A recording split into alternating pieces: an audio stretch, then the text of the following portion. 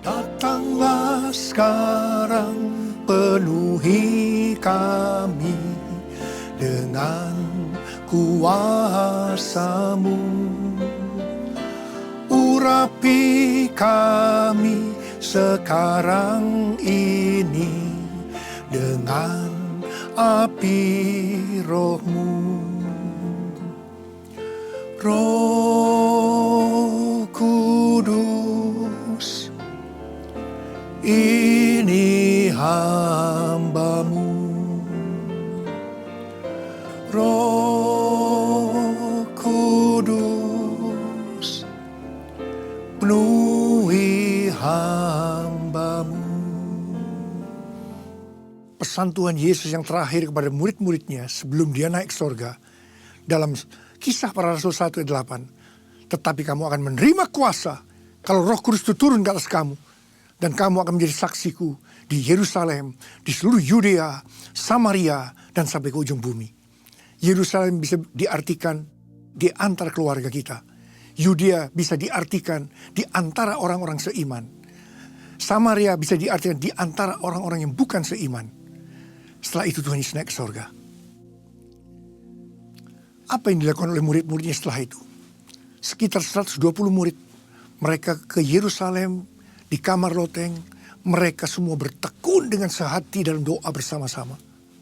10 hari setelah itu, pada hari Pentakosta, pada waktu mereka sedang berdoa, tiba-tiba terdengarlah bunyi seperti tiupan angin keras. Dan tampaklah lidah-lidah seperti nyala api, hinggap kepada kepala mereka masing-masing. Dan mereka penuh dengan Roh Kudus. Dan mereka mulai berkata-kata dalam bahasa lain. Seperti yang diberikan oleh Roh Kudus itu kepada mereka untuk mereka mengatakannya.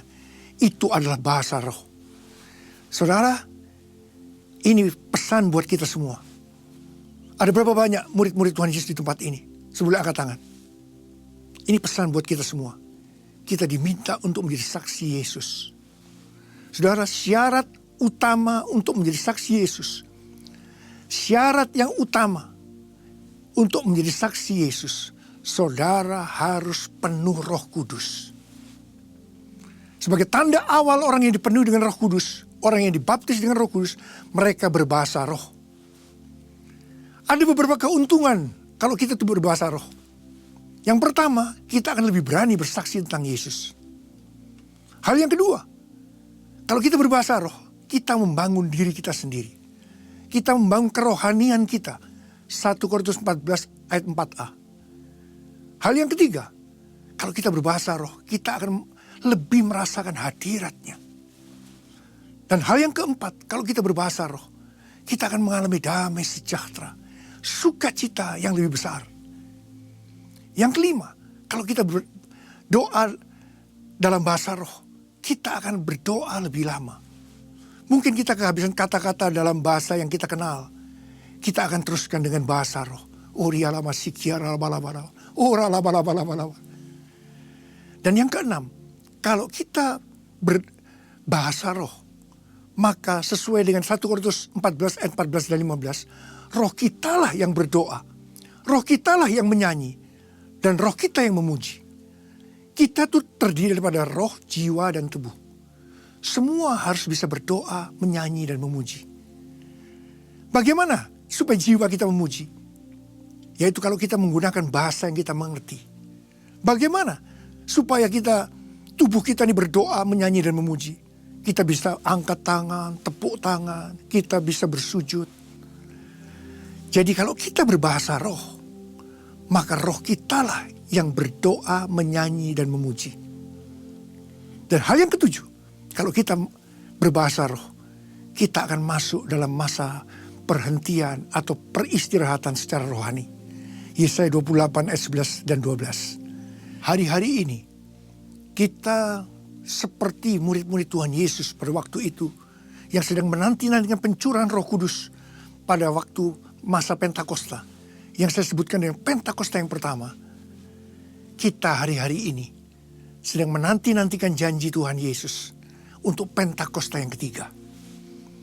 Dan seperti apa yang mereka lakukan pada waktu itu, mereka semua bertekun dengan sehati dalam doa bersama-sama. Mari kita lakukan hari-hari ini. Saudara, saya ingin mengajak saudara untuk memasuki puasa, doa puasa selama 40 hari. Dari tanggal 31 Mei sampai dengan tanggal 9 Juli 2014, kita akan masuk dalam doa puasa selama 40 hari. Khususkan doa ini. Dalam doa puasa ini, kita berdoa untuk Indonesia, untuk Pilpres. Berikan keamanan buat negeri ini. Kita minta pada Tuhan. Dan saya percaya, Tuhan akan jawab doa kita. Dan saudara, saya akan berdoa buat saudara. Angkat tangan saudara saat ini. Oh Jesus. Yesus. Penuhi anak-anakmu dengan roh-Mu ya Tuhan. Mulai berbahasa roh. Yang sudah berbahasa roh. Mulai berbahasa roh. Oh rala-bala-bala-bala-bala. Yang belum berbahasa roh. Buka mulut saudara.